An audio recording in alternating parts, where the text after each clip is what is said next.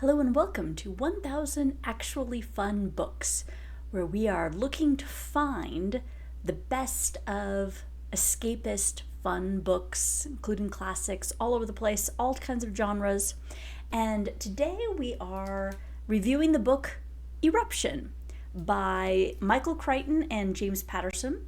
This is a book that was on, I think, a bestsellers list, kind of possibly because it was Michael Crichton's last book. He was the creator of Jurassic Park, so he's a pretty famous author, and people like James Patterson books as well, so people are buying this in hordes. So let's talk about it. Is it any good? All right.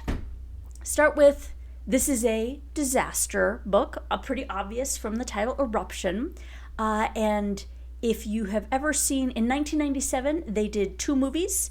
One was titled Volcano, one was called Dante's Peak. Both of them volcano disaster movies, kind of B movies, B-rated, yeah.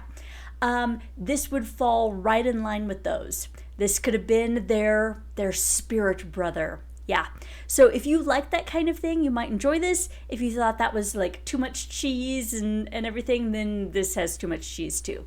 All right, let me give you a plot. And there will be spoilers for this, and there may be quite a few spoilers because I had some things that really stood out to me that make me feel the way I do about my rating on this book. And so I need to give details on that.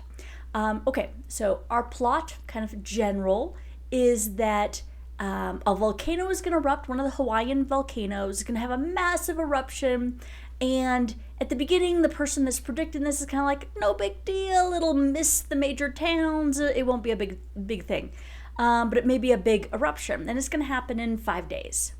And then the army comes to him and says, hold up, where is that lava going? And they're like, oh, it's going to that your army base, no big deal, just evacuate it, you'll be fine. And the army-based person is like, no, you don't understand. We have got some deadly chemicals over there. And if they explode due to the heat, then the entire world is going to die. So we cannot have lava go over our base. We must figure out what to do. And so the entire book is basically them trying to figure out and work towards diverting lava, because you can't stop a volcano from erupting, but maybe you can do something about the direction the lava is going, and trying to contain this deadly chemical stuff. Okay, so that is your plot. It is very, like I said, very B movie, and the book kind of reads like a movie script. I mean, there's plenty of things in it that I'm like, they did this because it was a movie script, right? Because this doesn't make any sense in real life. Like, as an example, our main character gets a phone call from somebody down at the military base, and they're like, we've got a problem. He's like, what? He's like, you've got to come see this. And so he goes down, it's like an hour away or something. He drives down to the military base, gets there, and they're like, look! And one of the containers of this chemical is cracked. He's like, ooh. And that's the end of that. I'm sitting there going, in real life, would you really need somebody to come and view that the thing is cracked? Or would you over the phone say, hey, it's cracked? Or, send them a text picture of it or something. I mean, do you really need to spend that much time in real life to go down and see it? No, but if it was a movie, you could see why they would want to do that dramatic, screenshot or something. But in a book, it just felt weird. So there was a couple of things like that I'm like, you were obviously writing, hoping that this will be made into a movie, I guess? I don't know. Okay. So the quality of the writing here isn't fantastic, and I don't know whether it's the original script by Michael Crichton, who died quite a few years ago, or whether James Patterson's writing, or because it was trying to mix the two, but there were definitely some problems I felt with it. So I'll say I usually just try and start with the things I like before I start on the things I didn't like. So let's start with the things I liked. That would be that this book is got a lot of adrenaline moments. So just like the B action movies about volcanoes from 1997, this has, adrenaline pumping, rushing away from the lava or trying to get away from whatever, and, barely escaping, or maybe not escaping, as the case may be, they're, things that are happening. So it did have quite a few things like that. The really irritating characters did get their just desserts. Yes. Which is, I guess, nice. I mean, I guess we're rooting for people dying there on saying that, but whatever. It's a story. And that would be about it. That's about all I really liked about the book. Yeah. Most of it I actually was not terribly impressed with. So let me tell you some of the problems I had with the book. Okay. One of the things were, there were a couple of moments of what I would consider, I guess, how would you put it? Dangling threads or leaps in, like you're sitting there going, wait, what just happened? How did we go from here to here? So here, I'll show you an example of the from here to here moment. We have a couple of volcano chasers, people who they're glory hounds, all they want to be is on film. They're influencers on social media kind of people that are like, get my best side on this shot with the volcano in the background. I'll be lovely and I'll get lots of likes and, everybody will want to see me more. Those kind of people, right? So they come to the island. No. So what happens is one scene is them hearing that they should go to this island because there's going to be a volcano erupting.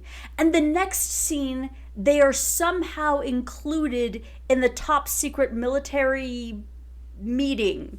And I'm like, how did they get there? Did they just, it just seems this sudden, why are they there? How did they get there? What argument would get them involved in this? I don't know. It was weird. To me, it was just weird. I was like, oh, well, they're suddenly there. Okay. And there were a couple things like that where people were just suddenly included or involved or whatever that I'm like, why? Another example, there's a billionaire involved in this. Like he wants to be there because he wants to, I guess, be part of the people saving the island, I guess. It's not really sure, but he wants to be involved. Okay. So again, he's included in this top secret military meeting and sort of involved. And as he is involved, he kind of screws up. Like he does something to get somebody killed. And the top military leader who's kind of in charge of all of this is like, instead of kicking him out and going, I'm sorry, you need to leave right now. You're totally screwing up. Whatever. He kind of comes to him and says, I need you more than ever. And I'm like, why? What is he contributing? I don't know what he's contributing, but okay. He's got, the military leader he is the, I believe it's the Secretary of Defense. Like, he is the top military person just under the president. He doesn't need some random civilian getting in the way. He should be able to get anything he wanted, if it's really as big of an emergency as this is talking about, anytime he wanted, right? And there's a couple other things like that where people do either illogical things or weird things. I'll come back to that. I would stepping back a second to this dangling threads where something happens. You're like, but wait, did the author forget all about that? So towards the end, two characters are running away from the lava. They come across a building that has been kind of semi-destroyed, and so the girl waits outside and the guy rushes in to check and see if there's anybody still alive in the building, and he's not finding anybody. But as he's checking, the girl outside screams and the scene cuts off because it switches to a different character somewhere else. But the next time you see these characters, they're like safely somewhere else, and you're like, what happened? Why did she scream? The author never tells you. She just randomly apparently screamed and it was all okay. I don't know, but that's weird, right? It just seems like somebody did it for the dramatic effect, but it didn't actually have any purpose. So that's kind of what I talk about, like a dangling thread, that a good author shouldn't leave things like that, where you're like, but wait, why? But we don't know. Okay. So people doing illogical things. So here's another example of people doing what I would consider an illogical thing. So the book starts out at the beginning with a helicopter pilot doing something really stupid, getting way too low and crashing his helicopter, but it's low enough that the people inside survive, but he's like sinking into a lava pit, right?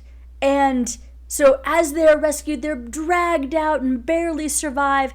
And then the next day, this helicopter pilot is out there flying a helicopter again and doing more stupid stunts. And you're like, wait a minute.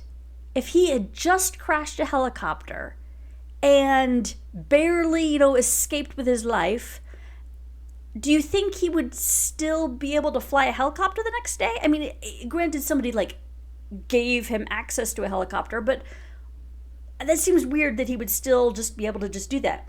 And then that second helicopter flight, somebody in his helicopter dies.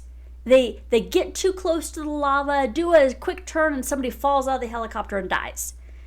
But the rest of the people get back, and the pilot comes back. And guess what? The next day, he's flying a helicopter again. And I'm sitting there going, wouldn't somebody have arrested this guy by now? I mean, why is he choosing to get back in the helicopter after he just barely escaped on day one?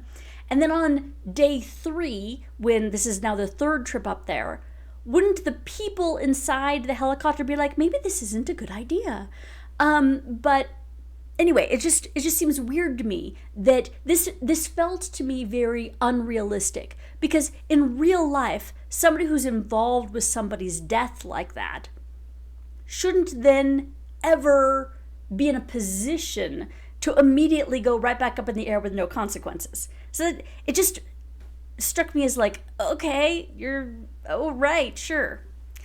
Okay, so that's the characters doing kind of some examples of bizarre choices that don't match reality and the way people actually act, the way the world actually works. There were some other issues I would have with this story.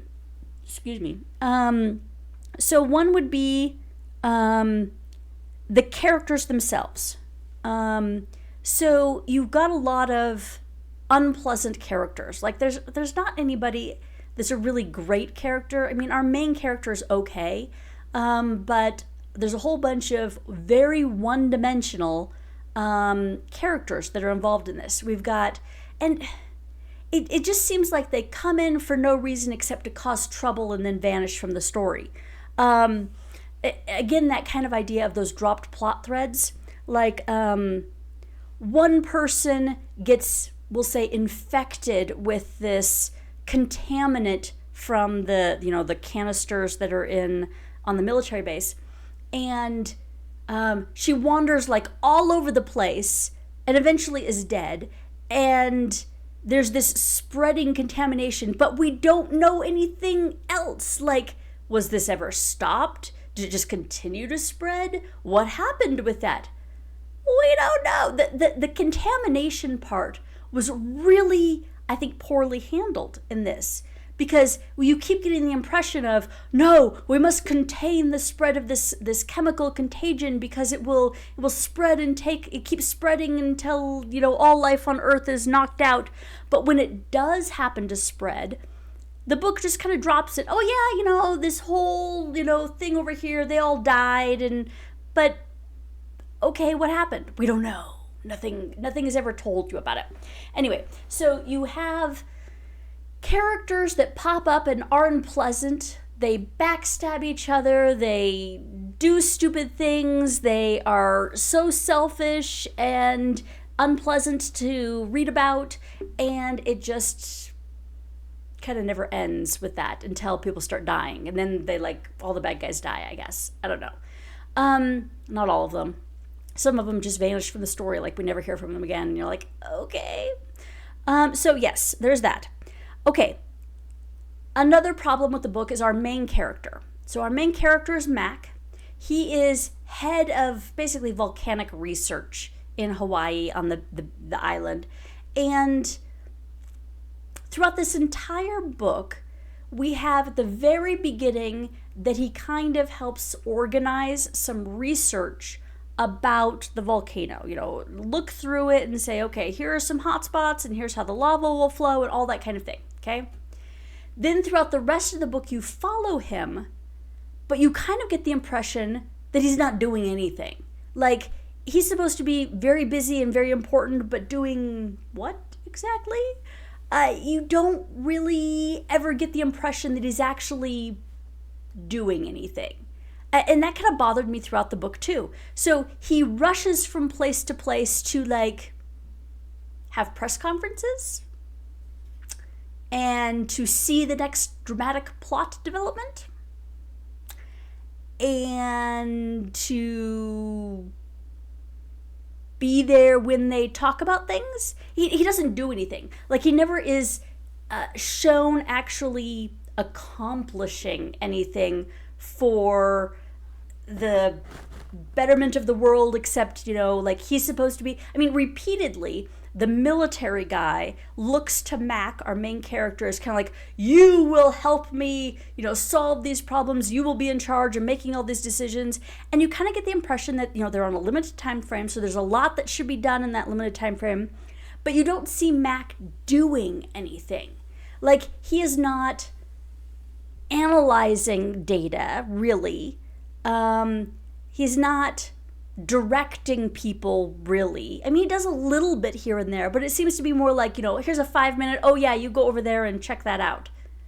And then that's the end of his responsibility, and he could go back to wandering around sticking his nose in things. I don't know. But I didn't like the fact that I came away from it going, I don't know what the purpose of Mac was. I don't know that he did anything, accomplished anything, was very useful. I don't know. It seemed like the author chose him to be the main character and then really didn't have anything for him to do, so had to have him run around from place to place to, like to that time when I told you that they, saw the cracked canisters. The military person was like, come look at this, and so he's like, yeah, I've got time, we'll just spend an hour in the car to go down here to look at the crack and then leave. Obviously he didn't have anything better to do, so that's what the author had him do. So anyway, like I said, that was kind of annoying. Let's see, let me look at my other things. So I didn't like most of the people. There were people that were, mostly the people were just very annoying. Okay, so when I was reading this, I was trying to decide whether this should be an okay book or a disappointing, the Hall of Disappointment. And what tipped me over to the Hall of Disappointment was the main frustration I had with this book. It wasn't the characters, it wasn't this weird contagion that sort of never did anything. I guess it was bad, but it really apparently wasn't because it was never contained. I don't know. It was the fact that it seemed like there was some really logical, okay, let's do this to solve our problem, that it never even occurred to people or anything. Okay, so what you have is your contaminant. So the main problem is the contaminant are in these glass containers in a lava tube on the island, and they're like, look, if it gets too hot, the glass containers will explode and release this contaminant into the atmosphere. And I'm like, okay, so what should you do about this? You cannot get them off the island. There's not enough time, apparently. Okay. So they're like, we must divert the lava. That is their solution. Protect the containers from the heat, divert the lava. And I'm sitting there going, why can't you encase your glass jars in something less fragile than glass? Like dip them into cement. Get a cement truck and just fill the whole area with cement. That would work, right? Then if the glass still gets too hot and explodes, it would be in a little cement bubble. The contaminant is going nowhere. This is kind of what they do with, nuclear waste today, right? They encase it in a cement container, and say, look, it's contained. So why can't they do that here? This is never brought up by anybody. The glass jar that is cracked, okay? They have dramatically discovered that this jar is cracking. Now, my first thought is, okay, do something about that, right? Get a tub of glue and dump it over it. Melt some more glass over it. Get some cement. Put it in a plastic bag. Anything. But they do nothing. They just let it sit there and be cracked, and eventually it breaks and spreads some contaminant. And I'm like, dude, come on. Let's be some sensible here and do something about this. Don't just let it sit there and ooze. I mean, come on. So to me, this whole entire scenario, I was frustrated because I'm like, simple solution, cover them all with cement. If the lava comes, in fact, encourage it to come, get closer, because what will happen is the lava will come, flow over our horrible contaminant, and bury it in solid rock. Ta-da! Problem solved. But they don't do that. Instead, it's all about divert the lava. So anyway, between the stupidity with the contaminant being contaminatable everywhere, it's going to kill everything, except when it does get out, nobody seems to care, and then the stupid choices of the people all the time, and not being very likable characters. So the plot was okay. The characters were mostly less than okay. I mean, I didn't even really like our main character. It was just okay. And then the stupidity, I mean, I was just like, I can't give it an okay. This is going to be going in my Hall of Disappointments. I didn't care for it. I wouldn't recommend it. I would say don't read it. In fact, if the authors weren't so well known for their own books, which are probably better than this one, I probably wouldn't read more of them. I mean, I'm planning on it, but at this point I was kind of like, wow, if that's the best they can do, this is sad. Yeah, I'm disappointed in it, honestly. I give it a thumbs down. So, on to part 2. So, my husband handed me this book from the library and said, here, you might like this. So, it is, I think it's science fiction, not fantasy. Stormglass by Jeff Wheeler. And I know it's the first in a series. And I think, by reading the back, that it has to do with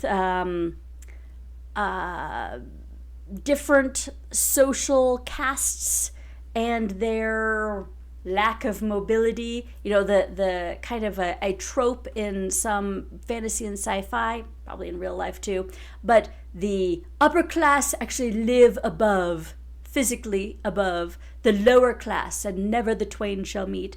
And in this book, one of the lower class gets to the upper class and I guess causes some social strife of some variety, probably eventually freeing the lower class or something like that. So my husband said it was fun and that I might like it, so I'm going to try that one next. So please join me for my next review. And thank you for watching my complaints about Eruption.